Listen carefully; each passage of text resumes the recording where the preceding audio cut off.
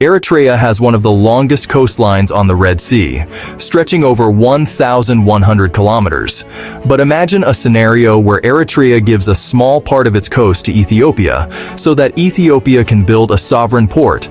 Today we'll explore in detail what Eritrea could lose and why giving a small portion might not be entirely bad.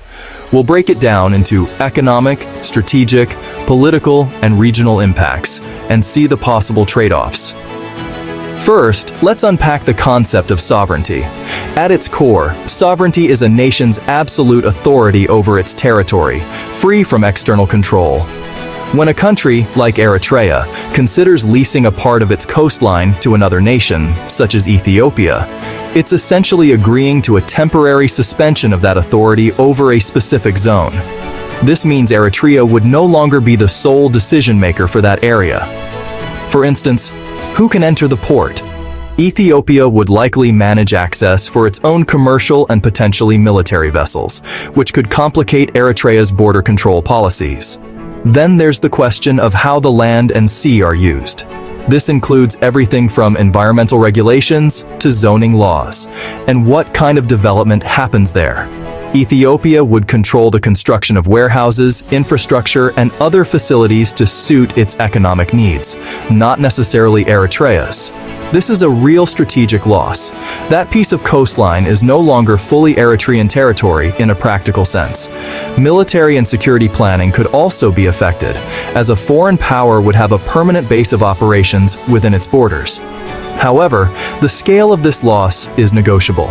If Eritrea leases only a small, carefully chosen section, the vast majority of its coastline remains under its sovereign control. Through a detailed legal agreement, security risks can be minimized with joint patrols and clearly defined operational zones. This would allow Eritrea to maintain a strong strategic presence in the Red Sea while still accommodating Ethiopia's needs. From an economic standpoint, the proposal presents clear losses for Eritrea. Ceding control over a port means sacrificing crucial streams of national income. This includes direct revenue from port fees and trade tariffs on shipping, which would now flow to Ethiopia. For a developing nation, this is a significant loss of stable, hard currency. Beyond commerce, Eritrea would also surrender valuable fishing rights and access to marine resources, impacting local communities. Furthermore, future industrial projects in the zone would naturally be geared to benefit Ethiopia's economy, potentially marginalizing Eritrean interests. However, this narrative of loss has a counterpoint. An Ethiopian-operated port would require massive infrastructure investment in new roads, railways, and logistics hubs, creating jobs and business opportunities for Eritreans. The key could lie in innovative arrangements, like shared economic zones.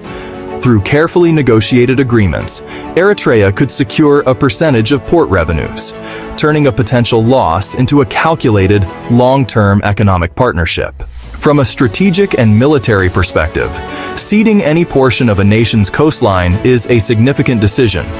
It inherently reduces Eritrea's direct control over its maritime access and introduces potential security complexities. A foreign-controlled port, even one operated by a neighbor, could be perceived as a vulnerability, a potential foothold for foreign intelligence gathering, or a staging point in a future conflict. The proximity of another nation's sovereign territory on its coast requires careful and deliberate management to prevent misunderstandings or escalations. However, these risks can be substantially mitigated. If the ceded area is minimal and its maritime boundaries are precisely defined, Eritrea can retain sovereign control over the vast majority of its strategic coastline. The key lies in transforming the arrangement from a simple land lease into a deeply integrated security partnership. This would involve establishing joint security mechanisms. Imagine a shared command center for monitoring all traffic, joint naval patrols securing the port's perimeter, and clear protocols governing military vessel access. Such cooperation would ensure the port enhances regional security rather than undermining it. This proactive approach turns a potential point of friction into a symbol of mutual trust and a powerful strategic alliance, ensuring the coastline becomes a shared asset rather than a source of contention or a strategic liability left underutilized. Domestically, giving away part of the coast could be controversial.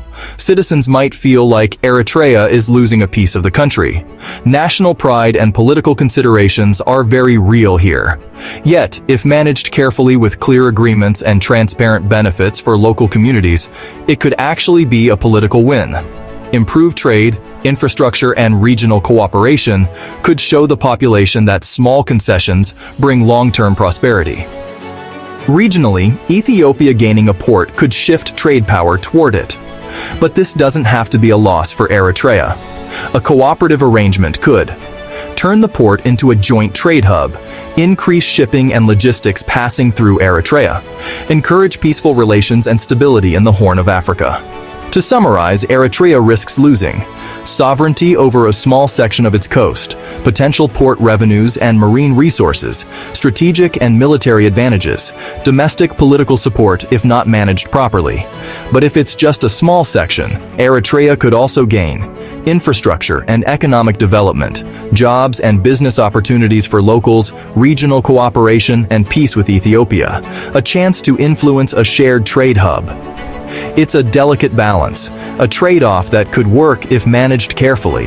So, the big question ultimately remains, should Eritrea ever consider giving Ethiopia a small sovereign port?